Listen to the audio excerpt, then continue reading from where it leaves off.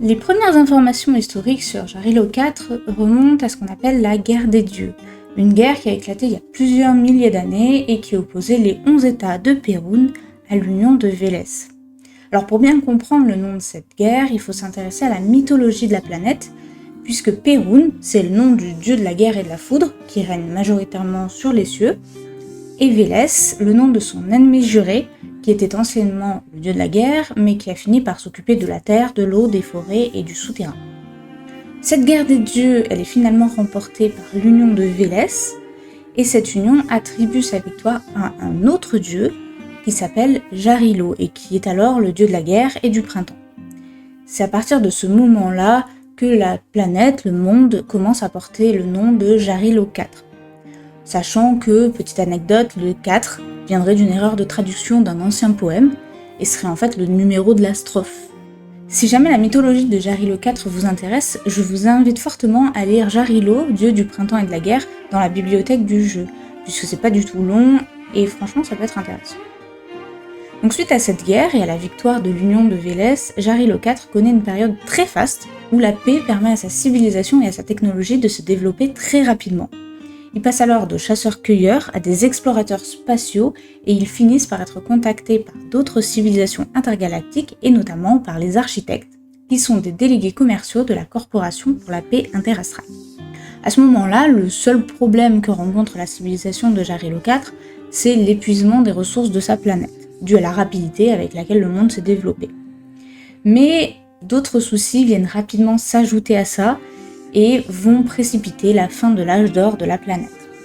Pour commencer, il y a l'apparition du Stellaron, qui va avec la naissance de nombreuses théories qui le qualifient d'annonciateur des calamités et qui fait tellement peur à la population qu'une certaine partie d'entre eux quitte la planète.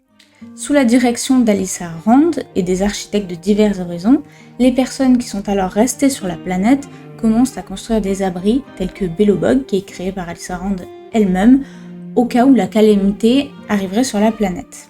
Mais 10 ans après l'apparition du Stellaron, c'est au tour de la Légion d'antimatière d'arriver, et rapidement, un grand nombre des abris qui ont été construits sont détruits. La Légion continue son offensive et elle finit par arriver à Belobog, qui, à ce moment-là, est encore en cours de construction. Alyssa Rand se place alors à la tête de l'armée et met sur pied ce qu'on appelle la défense de Belobog, qui réussit à tenir tête à l'envahisseur pendant environ 30 ans. Mais après ces 30 ans de guerre, c'est la Légion qui commence à prendre l'avantage, et en désespoir de cause, Alyssa finit par se tourner vers le Stellaron, qui répond à la volonté collective de Belobog en déclenchant le gel éternel.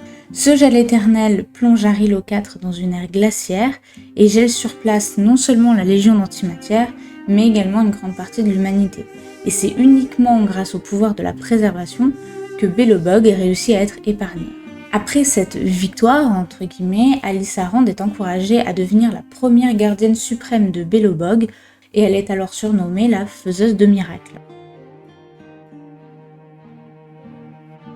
Alyssa Rand, la faiseuse de miracles, première gardienne suprême. Assez peu d'informations nous sont données concernant son règne après le gel éternel.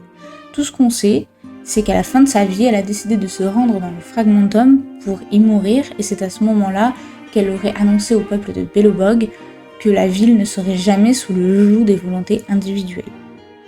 L'histoire nous dit ensuite que Belobog est entré dans l'âge du vent, de la neige et du petit bois, mais très sincèrement je ne saurais pas vous expliquer la différence entre cette ère-là et celle juste avant.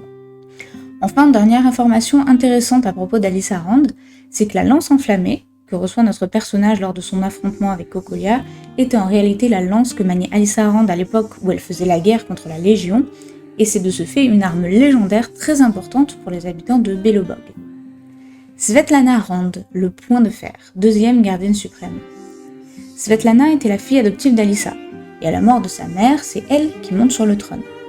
Chef des architectes écologistes et des gardes de la crinière d'argent, elle peine cependant à se faire reconnaître à sa juste valeur par son peuple, qui ne cesse de la comparer à sa mère, malgré les nombreux efforts qu'elle fait, que ce soit en favorisant la protection et la reconstruction de la ville, ou en distribuant de la nourriture et de la géomoelle à ceux qui en ont besoin.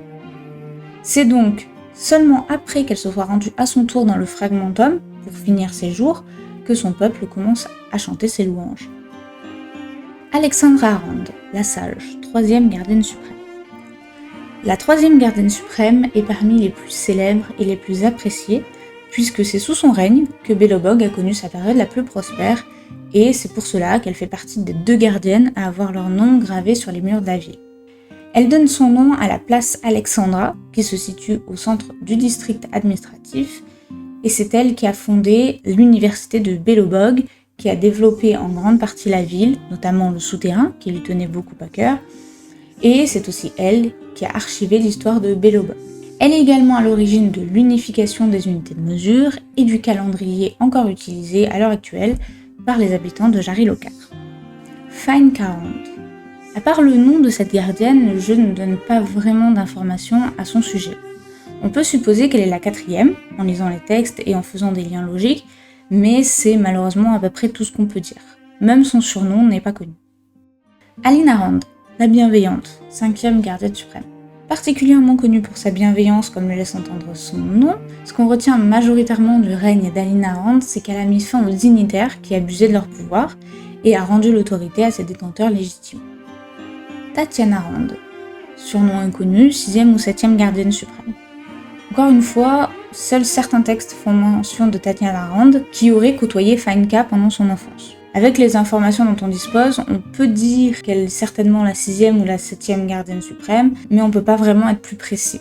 Tout ce qu'on sait, c'est qu'elle a organisé une cérémonie pour les 50 ans de la mort d'Alexandra Rand, qu'elle n'a pas connue, mais qu'elle considérait comme beaucoup comme une héroïne.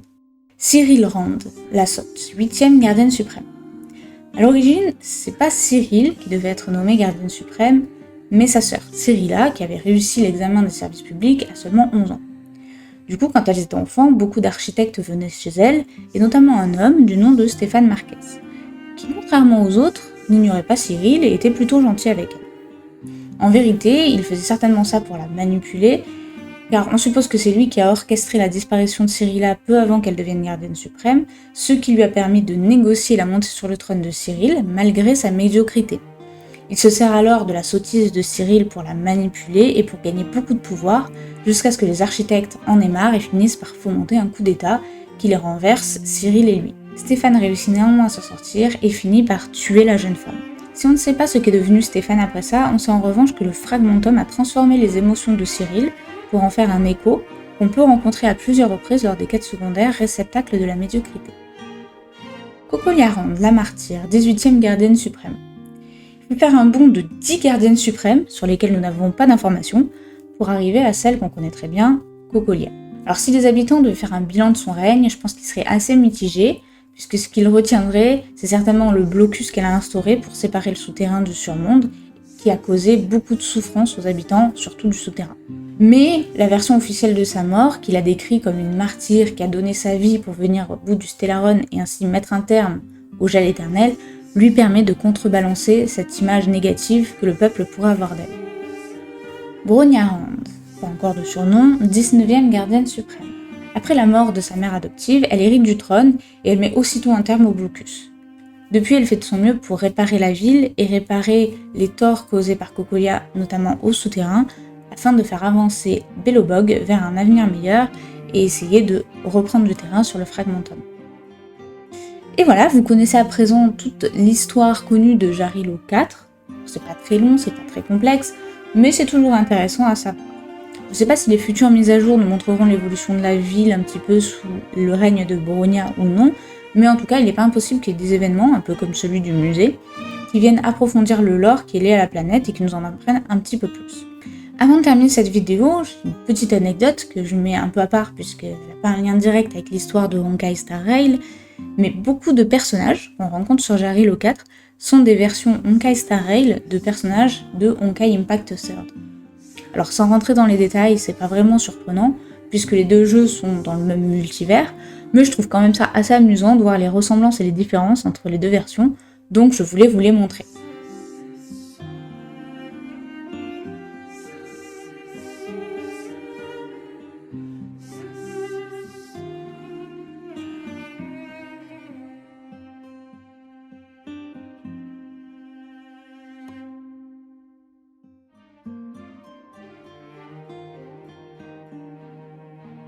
Je vous remercie d'avoir suivi cette vidéo, j'espère qu'elle vous a plu, et sur ce, je vous dis à bientôt dans une prochaine. Bye bye!